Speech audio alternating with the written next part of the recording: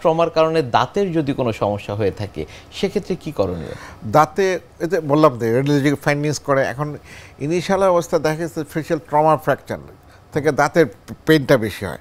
দাঁতের পেনটা অনেক একটা ফ্র্যাকচার টুথ যদি হয়, টুথের ভিতরে একটা পাল্প থাকে, পাল্প মানে নার্ভ ভেসেল যেটাকে বলে আর কি।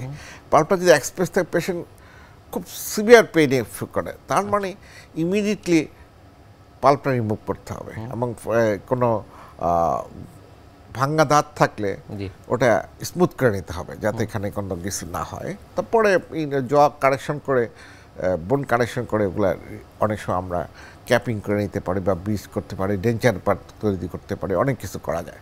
কিন্তু বাট যদি অনেক সময় দেখা যায় যে ভাঙ্গা দাঁত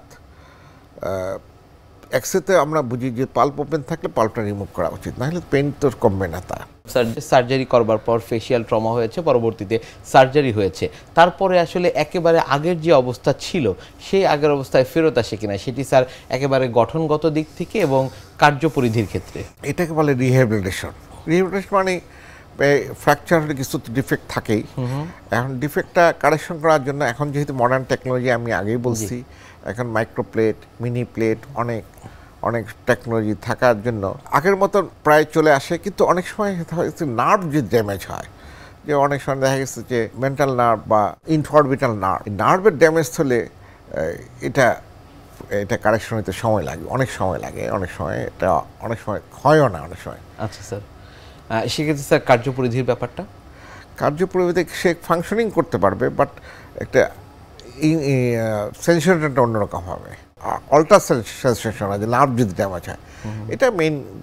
আর অন্যগুলো মোটামুটি কারেকশন হয়ে যায়। অনেক সময় নার্ভ ড্যামেজগুলো infraorbital nerve, mainly infraorbital nerve, mental nerve and mandibular nerve যদি ড্যামেজ হয়, নার্ভ ড্যামেজ না হলে খুব একটা প্রবলেম হয় আর আগের মতো। সেক্ষেত্রে স্যার রোগীদের আসলে আপনারা কীভাবে অ্যাসিওরেন্স দিয়ে থাকেন? এখন সে মনে করেন যেহেতু নার্ভ যদি ইমিডিয়েটলি আমরা নিউরোলজি দ্যাট মিনস আমরা নার্ভে কিছু হিলিংয়ের ট্যাবলেট দেওয়া হয় এবং এক্সারসাইজ অনেক সময় দেখতে হয় যাতে ফাংশনিংটা ঠিক থাকে।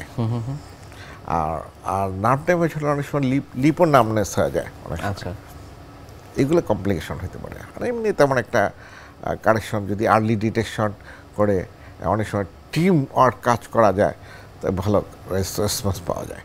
রোগীদের ক্ষেত্রে স্যার নির্ভরযোগ্যতার যে জায়গাটি সেটি স্যার আপনারা আসলে কীভাবে নিশ্চিত করেন? নির্ভরযোগ্যতা রোগীদের জানতে হবে, কনসাস হতে হবে।